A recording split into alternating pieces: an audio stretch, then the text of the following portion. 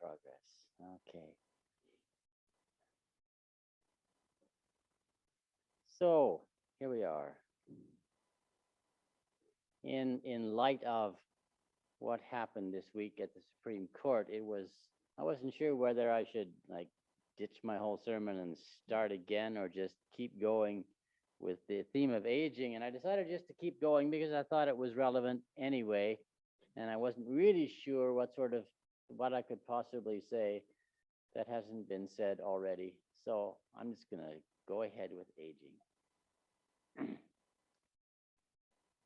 Ancient of days, as old as you are, as old as you are, you remain the same. Ancient of days, as old as you are, as old as you are, you remain the same. So this is one of the many songs that we learned in Ghana that we sang over and over and over again. And as I was learning it, I thought to myself, this isn't a song that would work in America. I just can't imagine people getting really excited about singing this song because in this country, old isn't necessarily good, right? And unchanging is also not necessarily good. Those are words that more often have negative consequences or negative connotations than positive ones. So, right? So it provided a starting point for me as an example of the fact that the approach we have to aging in this country is a result of the society we live in. That's just the way it is, right? That this idea of like old is always better works in Ghana a lot of the time, not so much here, right? Phones, right? Oh man, that's just what you need is the oldest possible phone, right? Or televisions or cars or appliances. That's really what you want is the old stuff because it doesn't work anymore because it's obsolete, right? And so many of the things that we buy and we have, they were built to break down. They were built not to last very long because, who wants an old one anyway? And it just seems like the number of things that this applies to keeps increasing, right? Jobs, right? Jobs are things that people now have for 5 years or 10 years or 2 years rather than 40 or 30 at least, right? Relationships get old and you get new ones. Ideas get old. You got to keep up. You got to keep up with pop culture. You got to keep up with the times. New is always better. And I say this not so that I can point out the evils of this society, but just to recognize that this is where we are. This is the water we swim in. These are the people. This is the people we are because here we are, right?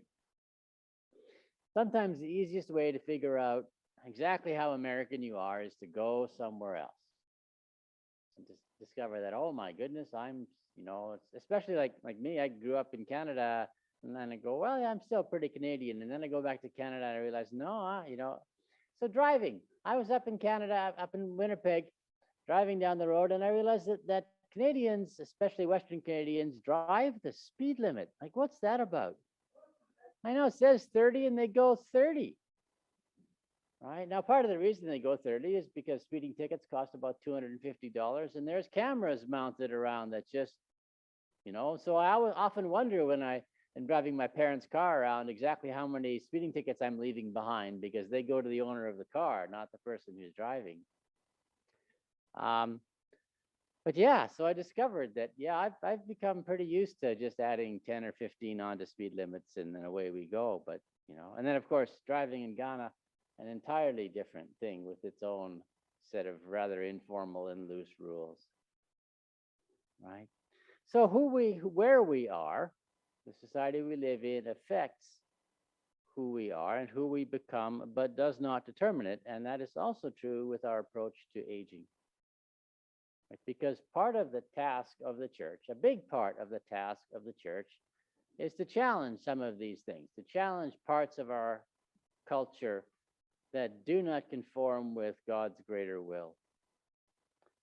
And right? So part of the task of the church is to challenge people to become something new. And then I wrote that. It's right there. And then I looked at it later and I went, wait a minute, there's my assumption again, right? That new is always better.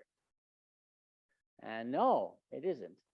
Right? So we are not here to challenge people to become something new. We're here to challenge people to become something better. Right? New can be worse. Or maybe we're okay the way we are. Right? And so like we got that little eye chart on the side there, right? That gives us the fruit of the Spirit: love, joy, peace, patience, kindness, goodness, faithfulness, gentleness, and self-control, as a reminder of who we can become, but also the kind of society we want to build. We want to build the kind of society that rewards those things rather than other things. So, some background. So the story of Ruth comes to us from a very different world. It's in some ways one of the very few stories in the Bible that's the story of just an ordinary life, just regular, ordinary folk getting by. But it's very clearly an ordinary life for someone who's different than we are, who lives in a different sort of society. And so we recognize this was a different world. And this was a world where there was lots of death. And the death of the husband and two sons was not that unusual. There were lots of other people in Ruth's world where that just happened to them. Right? It happens today, but much more so in the ancient world. Right? Which is why, right, when Ruth had two sons, probably the assumption was that this was a good start, but seriously, where are the other, 5 or 6 or 7 or 8 of them? Because, right, if you start out with 2 and you lose 2, then you're down to 0. If you start out with, 8 and you lose 2, at least you got 6. Right? It's a different sort of world. And Naomi starts out from Israel and heads over to Moab, which has been a couple of days' walk, with a husband and 2 sons, and it looks like a strong family. Except when you look and you realize that her sons' names are Mahlon and Chilion, which translate as weak and sickly. So this is probably not going to go well. Right? That's not a good place. And you realize that Ruth and Orpah married guys named weak and sickly. What were they thinking? Right? So, right.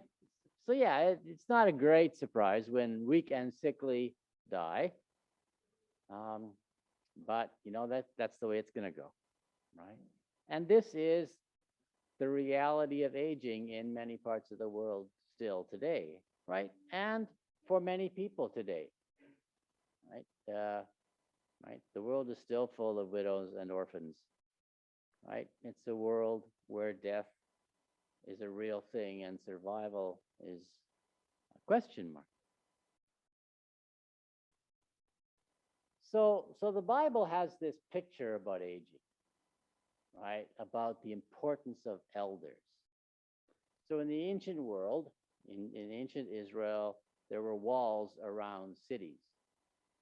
Now, in a lot of ways, this is bad news, right? You don't build a wall around the city just for fun. You build a wall around a city because you need one, right? Because, raiders might show up and attack your city, and so you build a wall around it. Large animals might show up and attack people in the city, so you build a wall around it. Right? So this says that this is already a different world than ours, right? There is no wall around Morgantown. It'd be hard to even imagine a wall around Morgantown. Right? And of course, where would you put it? Whose boundaries do you follow? But anyway, right? So there was and if you got a wall around a city, naturally you need gates. And one of the things that happened in ancient Israel is that the old men, right, would go and sit at the gate, right? Just sort of hang out for the day and drink their tea or whatever and sit at the gate. And they became the de facto court system for those cities. That if something went wrong and something unfair happened and you wanted to go to see the judge, well, you probably went to go see the old men at the gate, and they would talk about it and decide and make a decision and make a judgment, and that's the way it would go, whatever the old men said. Right? And you can see the unfairness already creeping in because it was the old men and not the old women at the gate, as far as we know. Right? And so that was sort of the lot of the old men. Um, but right, there was still the lot of the old women, and there were a lot of those, right? Because right, there was just a lot of widows, and they had to somehow make their way in that world too. And as we read through the book of Ruth, we're going to notice that nobody takes care of Naomi until she forces them to. Right? Even though the Bible is full of verses about the importance of taking care of widows and not defrauding the widows and taking care of the orphans and on and on and on. The reason those verses are there is because there was a problem. You don't make laws about stuff that isn't a problem. You make laws to fix problems, right? And so even in ancient Israel, with all of its, oh, we shall take care of our elders stuff, they had to make laws about it because it didn't happen. The other reality is that the primary way of making a living in ancient Israel is subsistence farming, right? You grow food, you ate it. You grow food, you ate it. All of that was sort of life.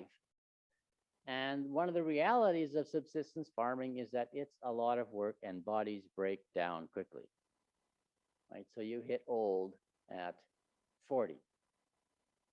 Now, I realize that some of you here today already think that 40 is old, but most of us don't anymore, right? So those of you who think that 40 is old are probably the minority here.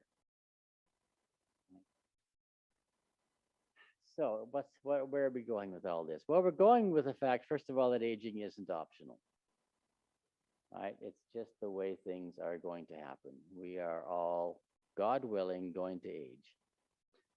And much, right? But while that isn't optional, how we age matters. How we choose, right, to live all of our life matters. And as we get older, an increasing amount of things just sort of are the way they are, right? That, our choices become more limited. So, right, as I reach into my 60s, my goal of someday playing professional hockey, pretty much have to give that one up now. And whatever sort of dreams you had for your life, some of you have left them behind, and some of you are in the process of doing that. And even just the little things that we used to do that we don't do anymore, that we can't do anymore, that just used to be a natural part of, going for walks and doing, I don't know what it is you've given up, but right, this is the stuff that happens. But still, right, within limits, we have choices. We have things we can become, right? Maybe there's someone that you always wanted to be, something you've always wanted to be that you still haven't got there yet. Maybe there's things you want to do that you could actually still do, right? Things you wanted to try that you still could actually try. It's not too late as long as you're above ground, right? There is some hope. So as I was thinking about this and reading about this, one of the words that came out there regularly was gracefully. We should grow old gracefully, and that's a good thing. There's a lot of good stuff, right? To growing old gracefully, right? To becoming the thoughtful person in the conversation, right? The world needs more thoughtful people in the conversation, and hopefully as we get older, we can become that person. Right? We can become the person who listens well, not the person who always has something more to say, but the person who listens well. And listening is a skill. Listening is a skill that can be learned. Listening is a skill that can be practiced, right? And this is still something we can learn to do, right? Growing old gracefully means complaining as little as possible about stuff you can't change. Right. So there's lots of stuff on the internet about growing old gracefully. If that's sort of the way you want to head, I don't need to add to that the vast amount of literature out there, but including a role for those of us who are aging, which of course is all of us. because it's never too late to become the person you want to be. Just isn't. You can still become that. Because fundamentally, the church is about transformation. And we forget that really quickly, right? Too often, the church is about tradition. It's about, no, we've always done it this way, and we're just going to keep on doing it that way because that's the right way to do it, right? Well, good luck finding a place where Jesus says that, right? If you really want to quote Paul about nothing should ever change, he'd never said that, right? You're in the wrong book if you're looking for that sort of attitude in most of the Bible. We're not about tradition. We are a place that is about becoming, right? Love, joy, peace, patience, kindness, goodness, faithfulness, gentleness, and self-control. Have we got there yet? No, right? We're all about becoming. Now, sometimes, right? Sometimes the best we can do is hang on. And if you're at that place, if you're just sort of at the place in your life where the best you can do is hang on, then you should hang on, right? That's okay, right? You don't have to save the world anymore. It's one of the beautiful things about getting old, is just to sort of give up, right, that part of this need to save the world. Right? So again, this balance. So that's what our last song is about. When the storms of life are raging, I invite you to stand. It's number 595 in the purple book. When the storms of life are raging, stand by me.